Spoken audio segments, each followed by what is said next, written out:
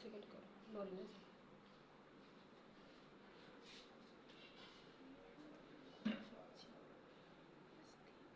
একটা হলে কেমন হবে? হবে না। হবে তো, ওটি ভাইয়া, ওটি ঝাল দই বানিয়েছে, ওটি ভাইয়া আসে।